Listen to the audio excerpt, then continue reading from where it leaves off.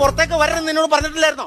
ഇപ്പൊ എവിടെ പോയിട്ട് പരിപാടി? അത് ഞാനേ നമ്മുടെ പഞ്ചായത്ത് കുളത്തിലൊന്ന് കുളിക്കാൻ പോയതാ. എന്റെ ദൈവമേ, പഞ്ചായത്ത് കുളത്തിൽ കുളിക്കാനോ? നീയോ വീടിന് പുറത്തിറങ്ങണെന്ന് പറഞ്ഞ നീ പഞ്ചായത്ത് കുളത്തിൽ എന്തായിട്ട് കുളിക്കാൻ പോയോ? ഓ എന്റെ ചേട്ടാ, അപ്പോഴല്ലേ നിങ്ങളുടെ അമ്മ വന്ന് പറഞ്ഞത് ഇവിടെ പൈപ്പിൽ വെള്ളമില്ലെന്ന്. എന്നാ അടിക്കാൻ പാടില്ലായിരുന്നോ?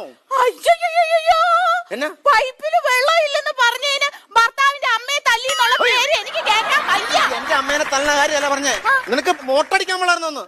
ദേ ഒരു കാര്യം ഞാൻ പറയട്ടെ, ഇനിയിപ്പൊ മോട്ടർ അടിച്ചില്ലെങ്കിലും വെള്ളം ഇല്ലെങ്കിലും ഒന്നും ഒരു കുഴപ്പമില്ല. ഈ പഞ്ചായത്ത് കുളത്തിൽ പോയി കുളിക്കുന്നുണ്ടല്ലോ, ഭയങ്കര നൊസ്റ്റാൾജിയായിട്ടാ.